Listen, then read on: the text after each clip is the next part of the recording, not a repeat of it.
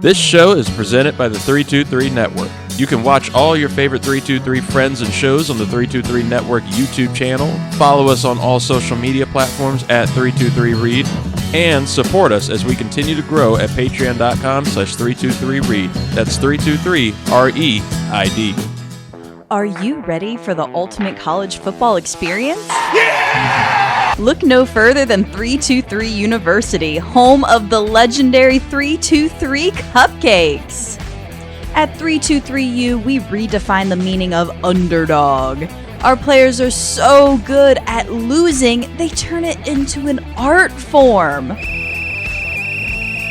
Here at 323U, we don't just lose games, we make history. Our defeats are the stuff of legends.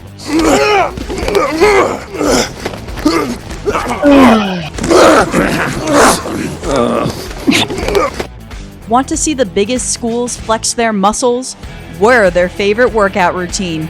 That's right, the heavyweights of college football pay us just to make them look good. Psst. Ever wondered how Alabama and Ohio State stay on top? It's because of us! But that's not all. Our campus is a treasure trove of unforgettable experiences. We have a stadium with more seats than we have fans. And our mascot, Sprinkles the Spirited Cupcake, has his own Instagram following. Plus, our professors are experts in turning setbacks into stepping stones. They'll teach you how to lose with dignity and come back stronger. Now, let's talk academics. Our scholastic department is so elite, Betsy DeVos asked if she could enroll. But don't worry, our professors are just as committed to excellence as our football team. And let's not forget our star-studded alumni. Ron DeSantis and Glenn Youngkin? They're not just big names, they're big sponsors and boosters at 323 University. They know a winning team when they see one. 323 University, where losing is not just a skill, it's an art. Join us and be part of the legacy. Go Cupcakes! Fuck Scott.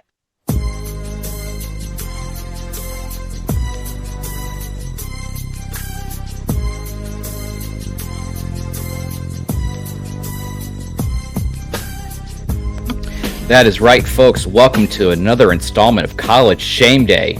I am your host, Scott Ellia, and we are joined once again by Big Mac Daddy, Reed Murphy. I think every week that you join me, Reed, I'm going to have to figure out some brand new name to call you. I like anything with Daddy. That was my high school nickname, was Reed Daddy. So anything with Daddy kind of fits for me. Oh man, well, you know what? I think we'll stick with that. I think we'll just go for every variation of Daddy that I possibly can. Shout out to Day Day. Oh, folks, man, I don't know if you guys watched the week 2 of the college football season, but it was another wild one. A lot of crazy things, a lot of shenanigans once again, and some 2 huge developments coming out last week. But a little bit of housekeeping first. Just want to kind of delve over a couple of these games really quick, especially in the top 25. Got number 1 Georgia completely destroying Ball State 45-3. No shocker there. Michigan, number 2 Michigan 35-7 over UNLV. Texas at Alabama. We'll get into that a little bit shortly, but just kind of a little snippet. Texas, thankfully, got that on the road upset over Alabama 34-24. Your Florida State Seminoles 66-13. This game was over by halftime, and I enjoyed every second of it. Ohio State 35-7 over Youngstown State. USC over Stanford 56-10. Penn State over Delaware 63-7. A lot of these big game scores. Washington over Tulsa 43-10. This game shocked me. This game was closer than what it really even needed to be, and I'm very worried for Tennessee going into Gainesville next week against Florida. Only beating Austin Peay 30-13. I mean, when you're a team in the top 10 and you're going up against a team that is 0-2 now in Austin P, you think you should be able to do a little bit more. Hopefully Joe Milton can course correct a little bit there. Another game I was really excited to watch last week, Notre Dame on the road against NC State. Sam Hartman returning to North Carolina against a familiar foe, beating them 45-24. Utah on the road against Baylor, beating them in a nail-biter 20-13. And to preface the future conversation with this, fuck you, Utah, by only winning by 7 points. Oregon over to... Nothing ever good comes from Utah. Oh, but I digress. Oregon over Texas Tech, 38-30. LSU over Grambling, 72-10. This is a game that the LSU faithful were really hoping to see, but again, it's Grambling. Reed, have you ever heard of Grambling? I've actually heard of Grambling. I can't name necessarily any alumni from it, but I'm on the case. Thank you. Kansas State over Troy, 42-13. Oregon State over UC Davis, 55-7. North Carolina over Appalachian State in an overtime victory, 40-34. That was one I was not expecting to see that close, but thankfully Drake May and company got their act right in overtime and got that victory. Oklahoma over SMU, 28-11. Oregon State over Wisconsin in an upset, 31-22. Poor Wisconsin. That one loss is really going to hurt them down the road, and especially in the Big Ten. One of my games of the week last week was Ole Miss going to Tulane, and Ole Miss winning on the road 37-20. Duke over Lafayette, 42-7. Colorado over Nebraska, 36-14. I don't think that was really a surprise for anybody, especially with Nebraska being pretty much irrelevant over the past couple of decades. Hopefully Matt Rule was going to be able to go in there and do something to get that just football team and the culture turned around. It looks like it's going to be a little bit more of a slower process than we thought, especially when you got to go against Primetime himself, but I digress there as well. Rounding it out, Miami over Texas A&M, 48-33, a game that I couldn't care less about. And Clemson over Charleston Southern, 66-17. Reed, do you think Clemson, with that victory, do you think they have any kind of relevancy in the ACC, let alone the college football playoff anymore? Just because of what they did to me in week one, I'm going to say no. I won't forgive them for what they did. I will not forgive them for that loss to Duke. And as you shouldn't, because even though they got that victory, they're still not in the top 25. They are leading the outside looking in vote with 86 votes to get into that top 25, but they did not make it. A couple teams that got knocked out as well with them. Texas A&M, goodbye. Tulane, sorry. And Wisconsin, that sucks. That's the only one I feel bad for. But you sit here and think, okay, well, if those four are out, who are in? Miami's now in over that win over Texas A&M. You got Washington State in there, sneaking in at 2-0. Kudos to Washington State and Oregon State, by the way. The lonely two Pac-12 teams left with no real home. And they're 2-0 right now in the season. Congrats to them. And then also UCLA and Iowa also getting added into the top 25. A couple notable things also in the top 25 as far as movement goes. You got Ole Miss going up 3 more spots to 17. Colorado and Primetime going up 4 more spots to 18. You got Texas with that victory over Alabama, shooting up 7 spots to 4. But also Alabama now drops down to 10, so they just pretty much just flip-flop there. And then your Florida State Seminoles are creeping further and further up that leaderboard, now at number 3. Congratulations, Seminole country. Man. But of course, with all those great games and victories and high-scoring games as well, there's been a little bit of a shuffle, Reed, as far as my top 5 for the Heisman goes. Of course, Caleb Williams is going to be firmly cemented number 1 on my board. Currently, season to date, he's 55 for 70 with a 78.6 completion rating or completion percentage, 878 yards passing, and 12 touchdowns, no interceptions. And then this is where the wacky ensues. Because I have a 3-way tie right now for second on that board between Washington quarterback Michael Penix Jr., Florida State quarterback Jordan Travis, and Reed, this is for you. Colorado quarterback Shedeur Sanders, who has been lighting it up through 2 games. He's 69 for 89, 77.5% completion percentage, 900 yards passing, and 6 touchdowns, no picks. Do you see him slowing down at all? I'm curious to see how he's going to perform against these bigger schools. Like when they go up against, they're going to be going up against USC and Oregon, I believe. And I'm curious to see how he's going to play against these big schools. I think he's got it. That dude's power is crazy. His release is nice. Accuracy's great. Athleticism's all over the place. And he did the Deion. He did the Deion in the end zone. I mean, you got to love him. He's getting Heisman votes. He's going to be in the top 5 just for that. Oh, absolutely. Like you said, they have a couple games on their schedule that are going to be very interesting to watch. Like you said, they haven't even played USC yet. They still got Oregon on the board to play them. A couple other games they have left down the road as well. You have, you end the year against Utah, the reigning Pac-12 champion. You got Washington State right before that. You got Oregon State. Like I said, both teams being 2-0. UCLA is 2-0 right now. So they haven't even got to the verbiage you like to use, the meat and potatoes to their schedule. They still got a long way to go, but hopefully they can keep up that steam out there in Boulder. But before we go any further into looking forward to week 3, there's a couple stories, Reed, that I kind of want to go over with you. We'll start on the heavier side, though. Fans of the 323, if you listened last week, you kind of heard me and Reed and company talking a little bit about Mel Tucker and what's going on right now at Michigan State University. Kind of touch up on it a little quicker. A sexual harassment claim was made against Michigan State football coach Mel Tucker by Brenda Tracy, who is a world-renowned advocate, unfortunate victim of sexual harassment and things of that nature in the past. Initially, it was set to be resolved before the season even started. Only information really out as of right now. Brenda Tracy is accusing Mel Tucker of sexual harassment, including an incident during a phone call. Of course, Mel Tucker denies these allegations. Initially, a Michigan State investigator recommended a hearing on the case for late August, before the football season even opened up.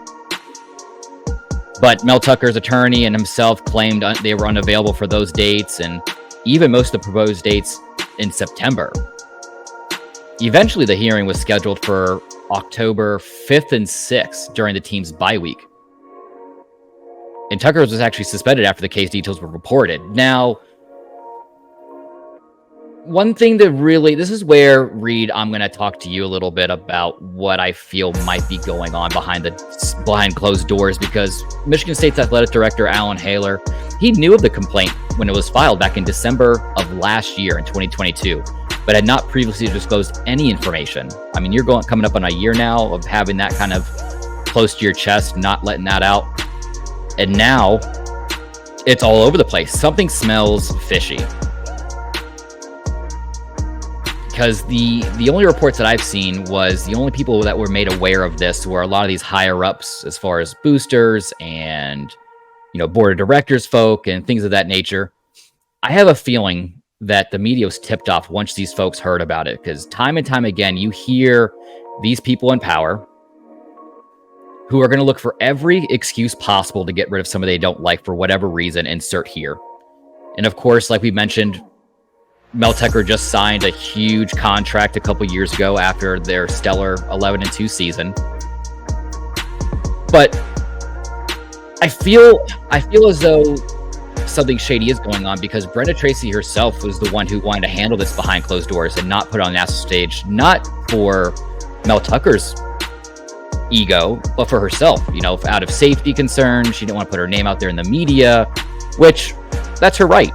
She should feel safe, especially with everything that's going on right now.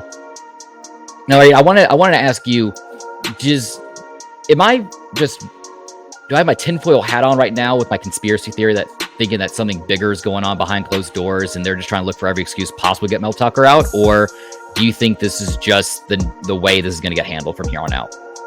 I mean, now that it's happening, this is going to be the way that I feel like it's going to go. And it's unfortunate, like you said, for Brenda Tracy that she even had to get brought out into the public light on this, when, as big of an advocate as she is, she very much wanted to stay, private on this, because unfortunately, when it comes to these universities and any sports program, really, fans are, especially when it comes, unfortunately, to sexual assault towards women or any type of issue towards women, these fans of football teams and shit are not going to care about the alleged victim, and they're not going to listen. They're not going to believe, no matter what, if it means that it's going to hurt their team's chances and possibly cause their good or great coach to get fired. So, I mean, at this point, I'm sure Michigan State is just trying to find any way possible to recoup any of this guaranteed money, because, as we've said before on the show, fired college head coach is possibly the best job in the world. You can, it's the guaranteed money that they give out from these universities is crazy, and they've done that with Mel Tucker. Now they're going to have to try and figure out some way to get him out, some way to get concrete proof into that contract where they're not having to pay him out, and he's getting the luxury of not only skating from all of these crimes and shit for years, whatever the investigation will bring up, but he's also going to get the big payday with it. Yeah, absolutely. And just to put a number on it, that contract was for $95 million, which made him the second highest paid coach in college football, over the Dabos, over who else we got out there? We got Nick Saban. You got, even Brett Venables, with the amount of success that he had in Clemson going to OU. You think that he would be able to make a lot more money than that, but no, that's a huge number on there. Of course, it's still really, really early on in the whole investigation process, and I'm sure information is going to be coming out almost daily.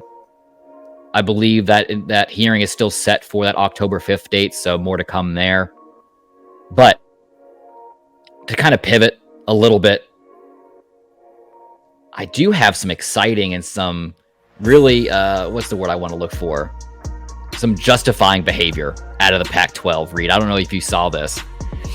So, recently, there should have been a meeting this past Wednesday in regards to the Pac-12 voting on the next board of directors to kind of go over assets and liabilities and how to handle the Pac-12 from here on out with the mass exodus that's going to be happening.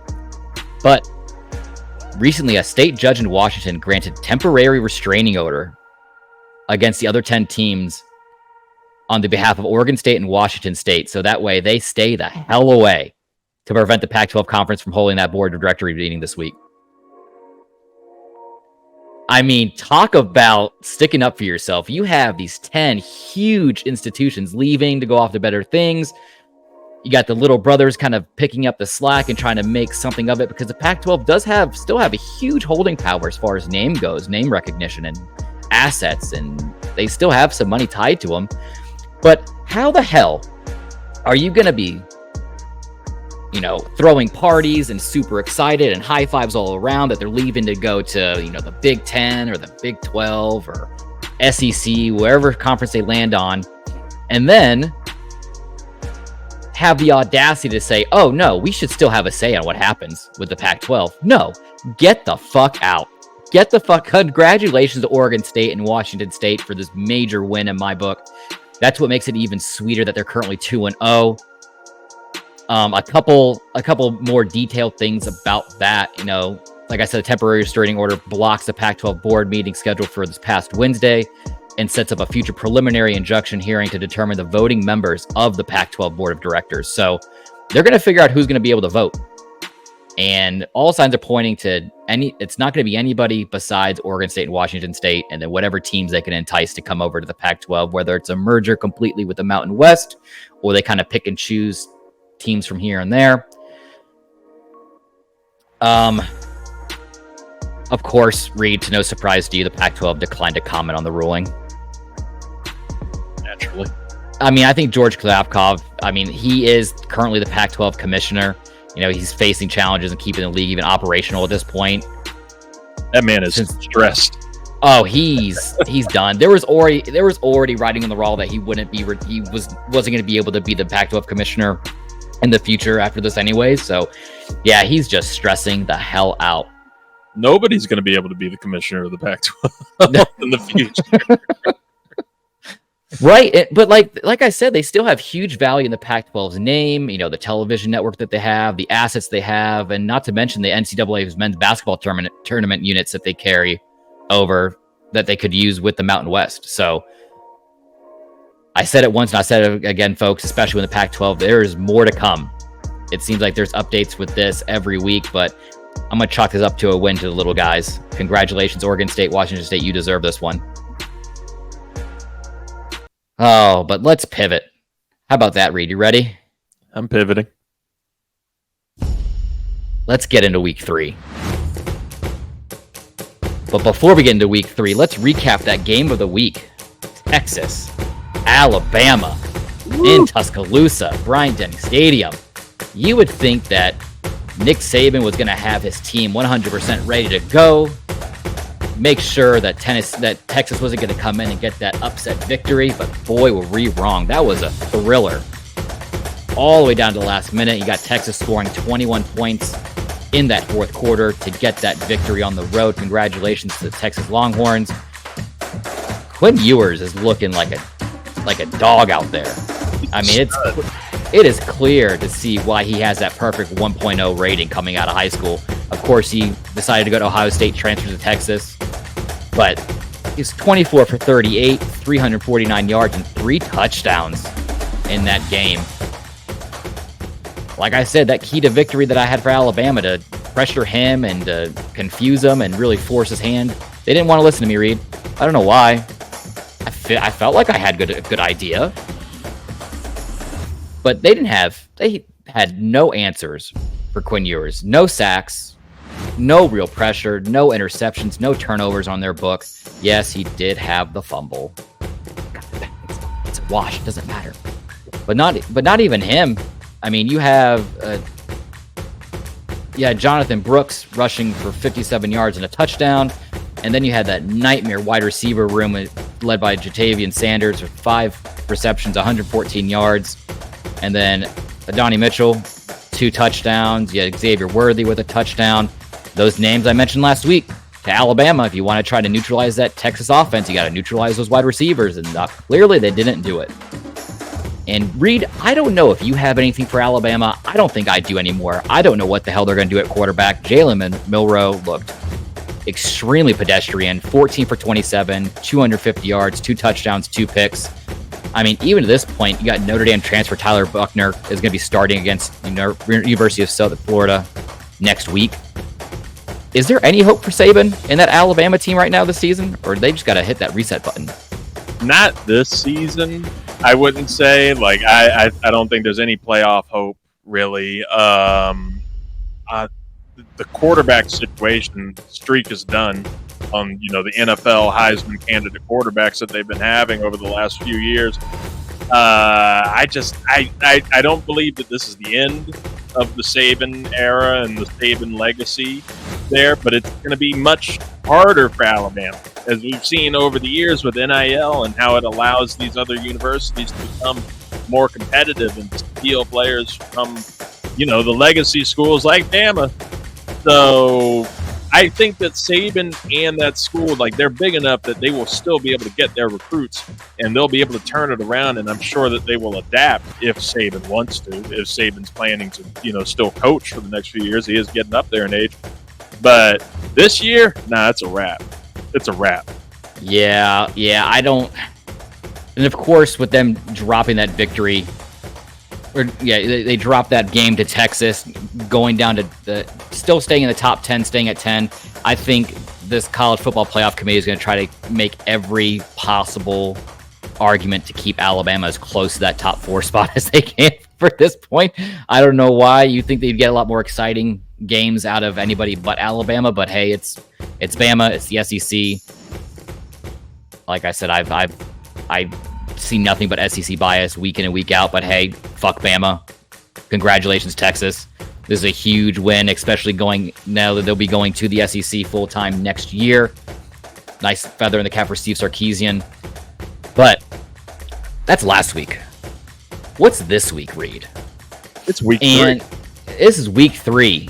And I can see why ESPN and College Game Day decided to go to Colorado State and Colorado for game day this week because, they got they're 2-0. You got Deion there. You got Shador killing it. You got Travis Hunter still going 120 plus snaps every single game on each side of the ball. So I can understand the draw there. But when I first was looking at the schedule, I was like, I don't want to do what game day's doing. This is shame day. I want to do what I want to do. So I looked at everything, and I mean, yeah, you have number 11 Tennessee going on the road against Florida, but fuck Florida. I'm never going to give them any kind of limelight onto this show whatsoever. No shout out to you Gator fans. And then the team we just talked about, Alabama, number 10 at South Florida. I just feel bad for South Florida at this point. I mean, you're going up against that Alabama team that just got embarrassed at home by Texas.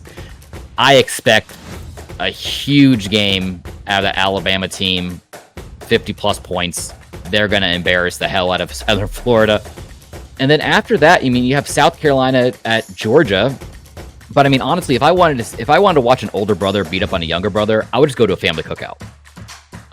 There's no need for me to watch that game. It's irrelevant. You're going to know what's going to happen. And then a really big honorable mention game that I'm going to be keeping an eye on is number 14 LSU at unbeaten yet unranked Mississippi State. I'm excited, but it's SEC football, whatever. And then this would have been my game of the week if it weren't for the negative limelight that's going on right now in East Lansing. And that would have been number 8 Washington at Michigan State.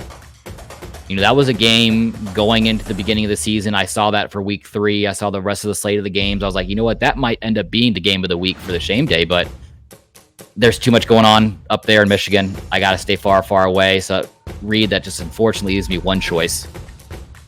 I guess we're going to Colorado. I guess we're going to Boulder with them. We're going to Boulder. We're going to Boulder, folks. That's right. You got Colorado State facing off against number 18 Colorado. Like we mentioned before, Shador Sanders completely lighting up the football world. 69 for 89, 900 yards, 6 touchdowns. He doesn't seem like he's going to be slowing down until he gets to one of those big boy games. But there's an added element to it now.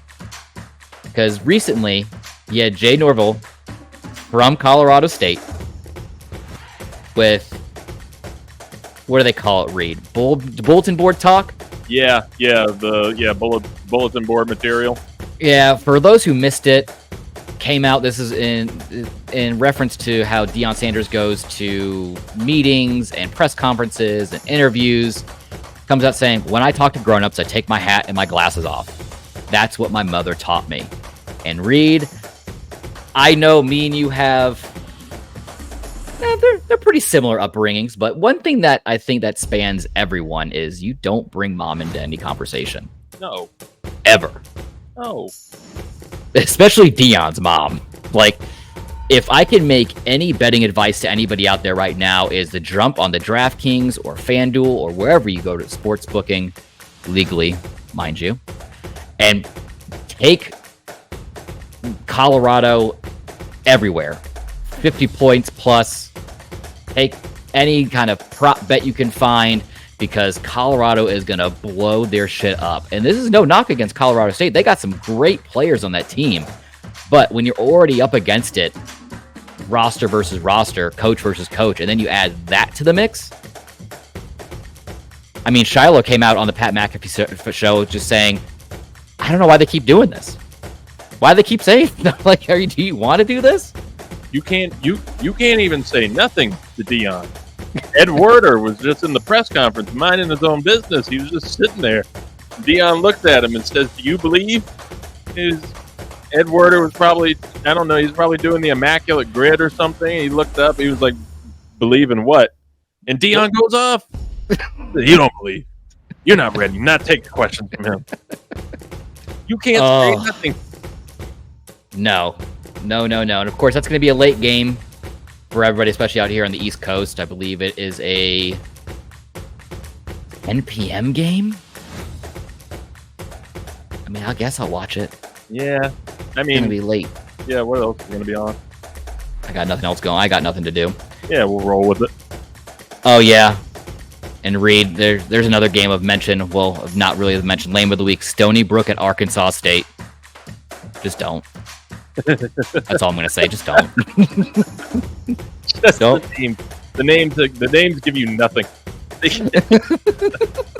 Look, just getting back to your game of the week there with Colorado and Colorado State, and just seeing how do you feel about literally every sports media entity seeming to end up in Boulder this week. Like First Take was there on Friday. You've got College Game Day going to be there. Big Noon Saturday on Fox will be there. All of the entities are going to be at Colorado for this game.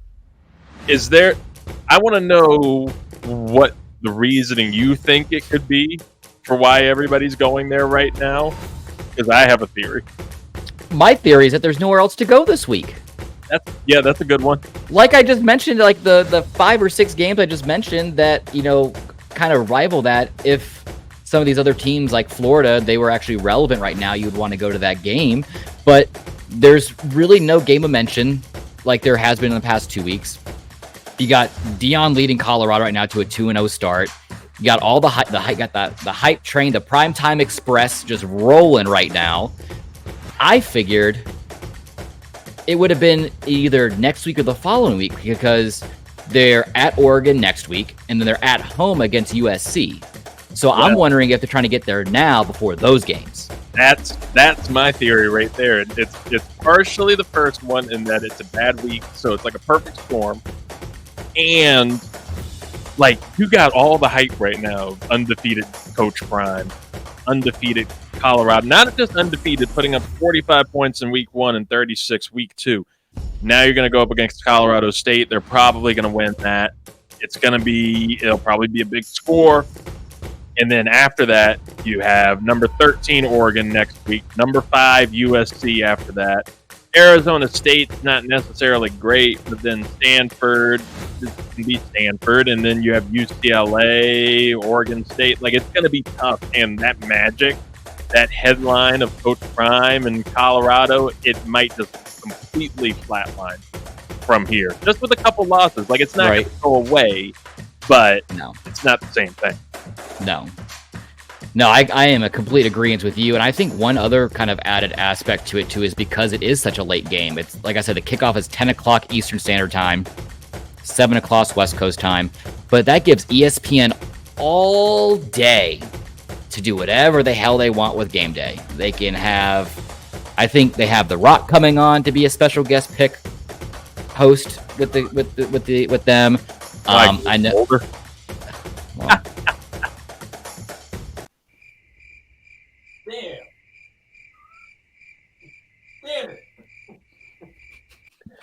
Damn. you know what? I'll give that to you. Yeah. I'll give that to you. I think we have to leave on that high note. Oh, folks, but to round out the rest of this College Shame Day broadcast, the most exciting point of the show, something that I know I saw a lot of traction on last week, I was really excited to kind of do, it's the Wheel of Degenerate. For those who missed last week, Wheel of Degenerate, we're going to take every game that include the top 25 ranked team, put it on a wheel, spin it around 5 times, let the fates do their work, and whatever those 5 games land, I'm going to build a 5-team parlay. I will not tell you who I'm picking live. I'm going to have to put that on the social, so if you're not already following College Shame Day on Instagram, go to @323 College Shame Day or @323 Read. I got the directions down now. Which way are you pointing? I'm pointing at you. I know this is an audio medium, so the folks that are listening to this in their car, they don't see what Reed's doing. But folks, if you go to the YouTube channel for the 323, you can see what Reed's doing. 323 Network, right on YouTube. Big views. College Shame Day. You want to see them. Man. But We got a little bit of an upgrade to the wheel, Reed. You notice anything different? Oh, look at that logo. Look at that shield on there. We got the brand new College Shame Day shield. Hey. But to recap last week, we had Utah, Kansas State, Notre Dame, SMU, and Florida State. Like I said earlier, fuck you, Utah. Because I picked the spread at 7.5, and they missed because they only won by 7. But I did hit on Kansas State at minus 14.5, and I did hit on Notre Dame at 7.5. Of course, I missed the Hail Mary upset of SMU over Oklahoma. That's more on me. But we did hit Florida State with the spread of 30.5 points over Southern. I feel, if you go back and watch that game, I feel really bad for Frank Gore Jr. He was getting pissed. He is so close to cementing himself even further into the halls of college football. I really hope that he's able to move on to the NFL and follow in his father's footsteps. But, hey, game's the game. Let's get this underway, folks. All right. Reed, you ready? I'm so ready. All right. So to recap these games, before we spin this wheel, we got number 3 FSU at Boston College, number 7 Penn State at Illinois, number 14 LSU at Mississippi State, number 15 Kansas State at Missouri, Weber State, never heard of them, at 12 Utah, Central Michigan at number 9 Notre Dame, South Carolina at number 1 Georgia, number 10 Alabama at South Florida, San Diego State, shout out to you, Luis, and the Aztecs, at 16 Oregon State, 19 Oklahoma at Tulsa, Minnesota at 20 UNC, Northwestern at 21 Duke, Western Michigan at 25 Iowa, Western Kentucky at 6 Ohio State, 8 Washington at Michigan State, Northern Colorado at 23 Washington State, North Carolina Central at 24 at number 24 UCLA, number 11 Tennessee at Florida, Bowling Green at number 2 Michigan, Georgia Tech at number 17 Ole Miss, Wyoming at number 4 Texas, Hawaii at number 13 Oregon, and the official College Shame Day game of the week for week 3 in college football, Colorado State at number 18 Colorado. Let's see if it comes up on the wheel this Listen, we'll take the fates. Here we go, folks. Spin number 1.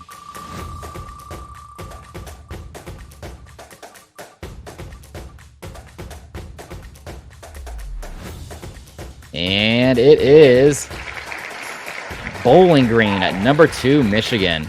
Ooh. Wow. Okay. Let's remove him from the board, Reed.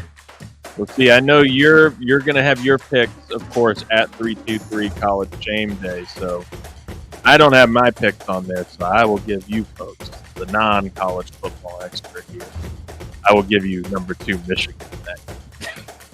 It seems, Reed, I like the way you think with that one. All right, folks. Spin number 2. Look at that wheel. It's spinning, spinning. Spinning. We have... Oh, no. Oh. Number 10, Alabama, traveling to sunny South Florida. Wow. So weird to see Alabama at 10. Right? And it's just like the college gods just want me to root for Alabama, and I just don't. I don't know if I have it in me, Reed. Spin number 3. It's just a game you skip. Yeah, maybe. And we got Western Michigan at number 25 Iowa. Wow, that was right there. That was teetering. That was teetering on that Northwestern game. That was one of those prices right. Bankrupt or whatever it is. Man, got a wheel of fortune. Spin number 4. Where is it going to land? Whoa! It looks like it's right in between. Number 15 Kansas State, the Wildcats at Missouri. Man. But just to recap a little bit there, because I know we are just firing on all cylinders right now. We got number 15 Kansas State at Missouri just now, number 10 Alabama at South Florida, Western Michigan at number 25 Iowa, and Bowling Green at number 2 Michigan. Reed, looking at this list of games, what are you hoping number 5 is going to be?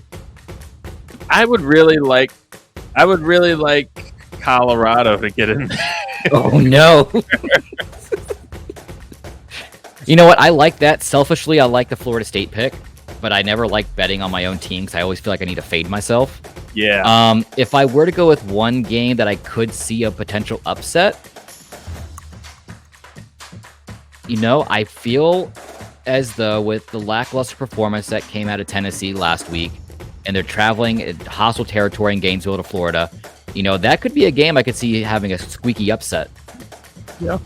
Let's see if we get it, though. I'd like the stress of FSU getting in there for you. Oh, man. Well, it's not them. Nope. No, folks. The 5th and final game on the ticket is number 8, Washington at Michigan State. That's good. That's another one of those sneaky games. Wow. I love it. Good selections in there. Oh, absolutely. Just to recap it again, Bowling Green at 2, Michigan. Number 8, Washington at Michigan State. Western Michigan at 25, Iowa. What the hell? I just realized we got a little bit of a trend going there. Oh, yeah, what's happening? What happened? And then 10, Alabama at South Florida, and 15, Kansas State at Missouri. Like I said, folks, I will not give you my picks for these games live with you right now. The only place that you're going to be able to find that is at 323 College Shame Day on Instagram. Look for that before the noon kickoff games tomorrow. Reed, thank you so much for joining us once again. Of course, as always. And as always, I do have something for you. We've talked about Grambling State at the start.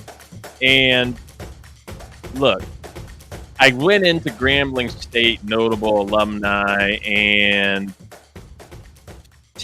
I could give you names. I could just give you the names, but I think this one actually requires a little bit of a presentation to go into the surprise that I got. I'm ready. Looking into the notable alumni here.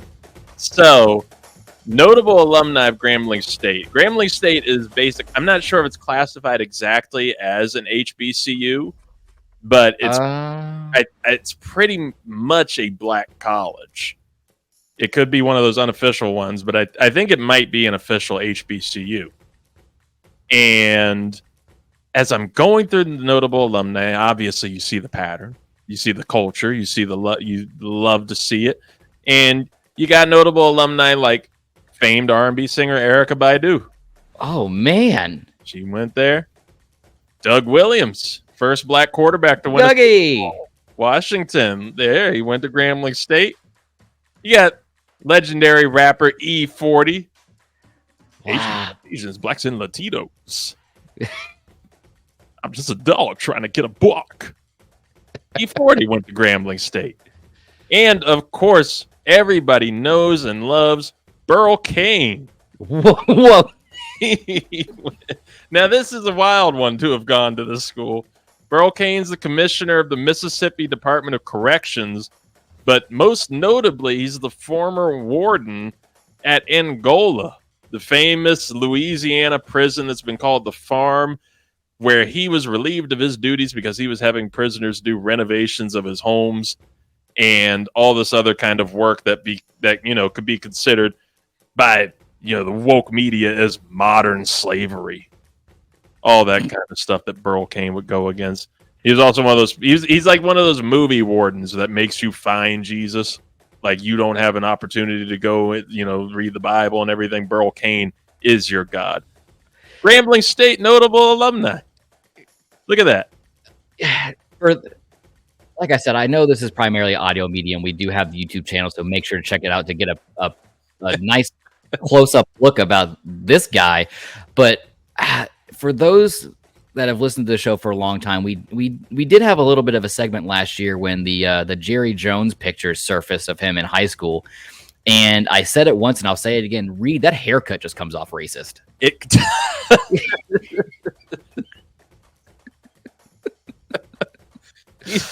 You can see the slurs just like starting to build up in that turkey neck there. Oh my God, I can hear the jowls shaking from here.